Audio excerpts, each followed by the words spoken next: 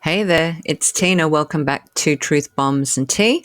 And today's topic is self awareness and why it is the secret weapon to our happiness and less stress in our lives. So, today we're going to be talking about what self awareness actually is.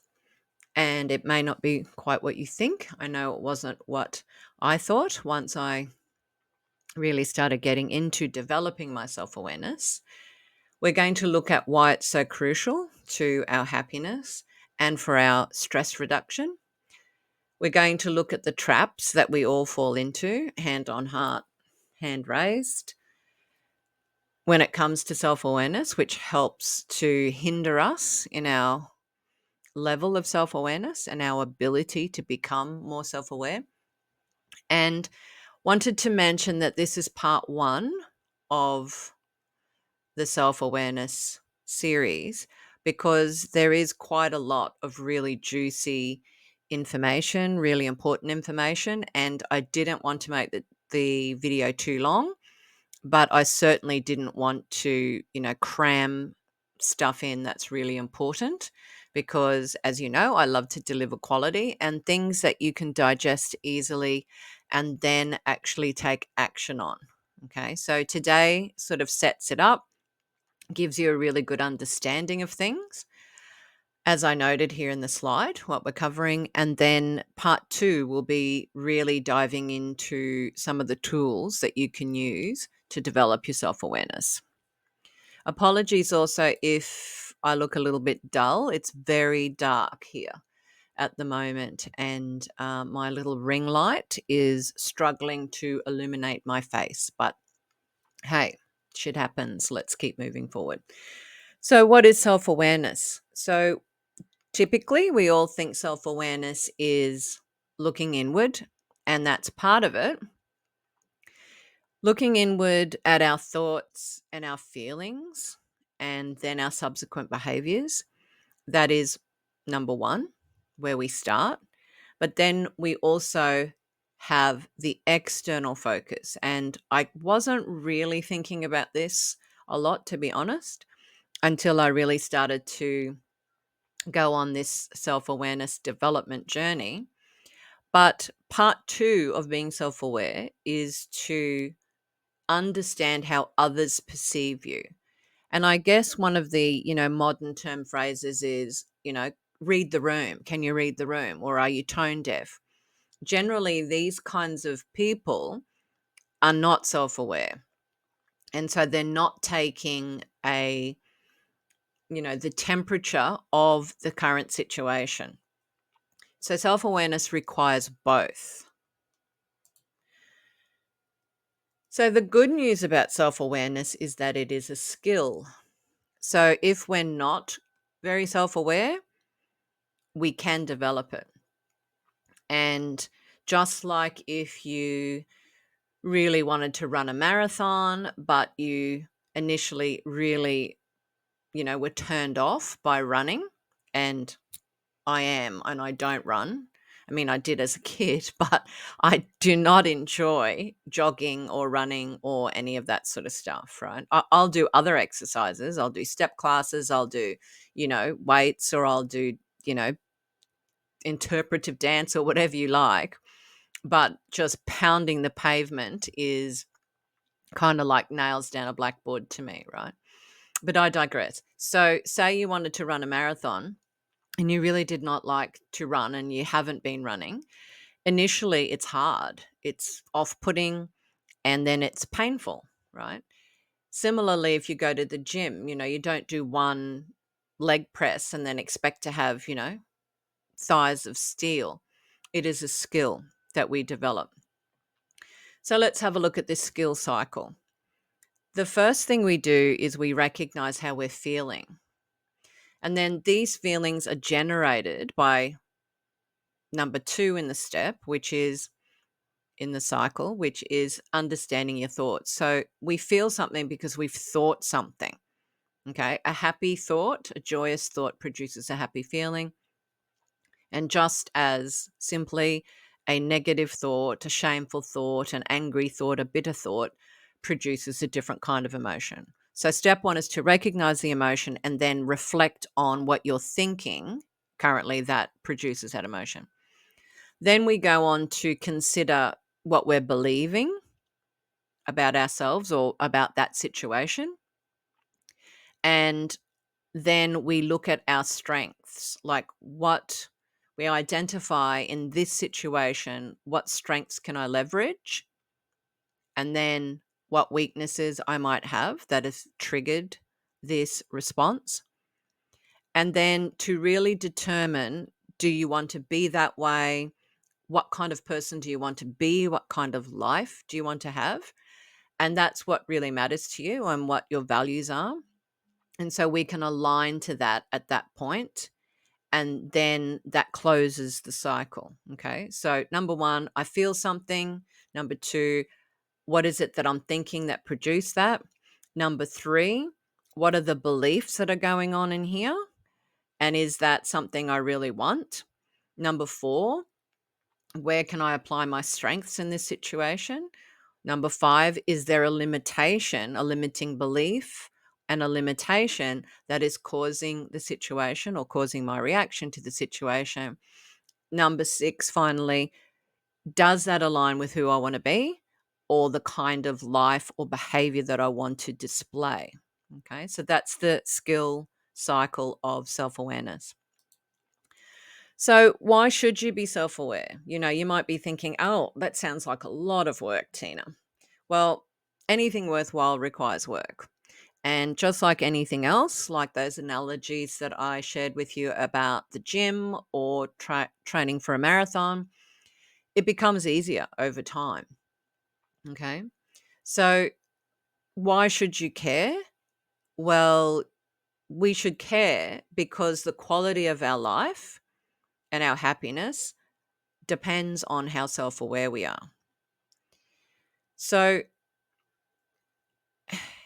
in terms of why or how it displays in our life when we're self aware, our relationships flourish because we know what our strengths are, where we could develop a little bit and work on ourselves, because we're reflecting on how we're feeling at any given time and we're starting to unpack, what we're thinking that produces that.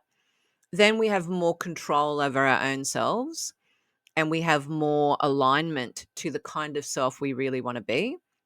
And so, of course, it only makes sense that when you are in control of yourself and you're calmer with less stress, and you really are always sort of tweaking yourself to become the best version of you, then other people are going to benefit from that, right? So your relationship to yourself will flourish. And as a result, the relationships around you will be better quality and will flourish.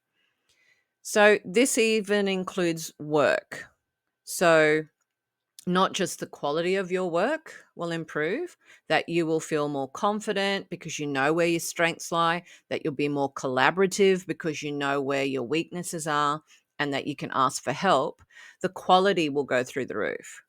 Your work relationships will be fantastic, or certainly a lot better. I shouldn't say fantastic because sometimes you can apply all the tools in the world that you like to someone, and yet it won't work because they're very negative or toxic. Okay. Your stress will be lower because you'll also know how to make decisions that are really confident, that you can do so confidently, and that will not just benefit you, but benefit others at the same time.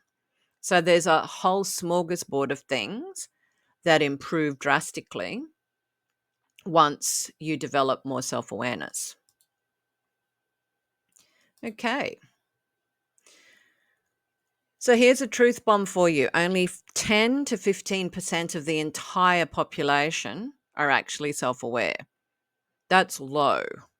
Okay.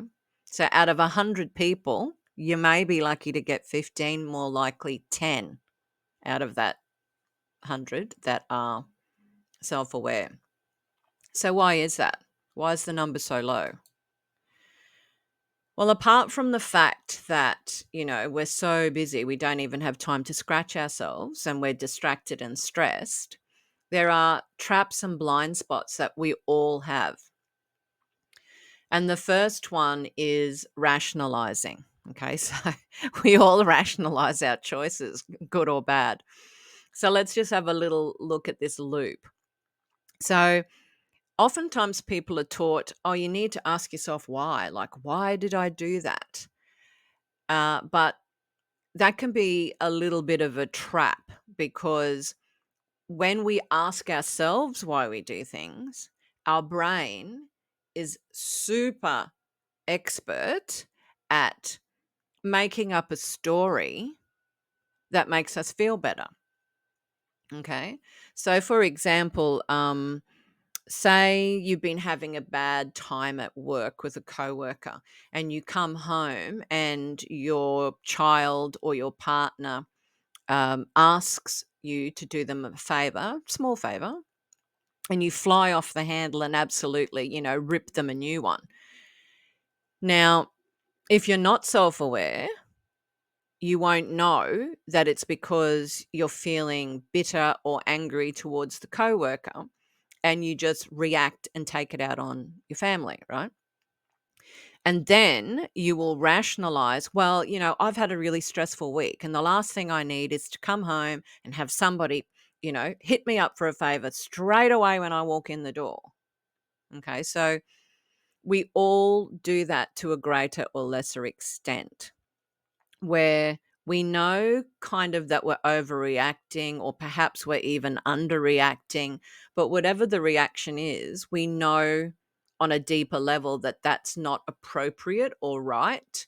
But if you're not self-aware, instead of taking a bit of accountability and taking a step back, you'll just rationalize it away. Well, I wouldn't have had to slam the dishes down if my husband had have done them in the first place, or whatever it is. Okay. So when we ask the why questions, we kind of miss the actual reasons, because we make up a story. Our brain, because we don't want to think badly of ourselves, and I mean, who does? Our brain will make up a story to make us feel better. Okay. But that's only a temporary fix, by the way.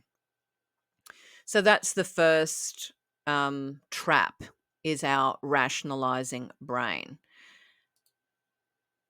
And here's some other blind spots.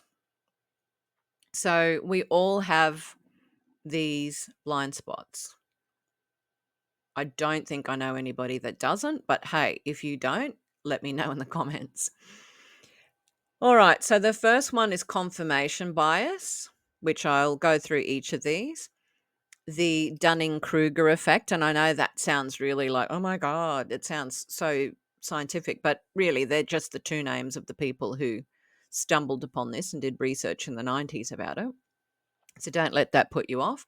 And then the social desirability bias. So these three blind spots really inhibit our ability to become self-aware. They result in poor behavior and poor decision making, and uh, really hamper our efforts to enhance our life and to reduce our stress, which is what self-awareness can do.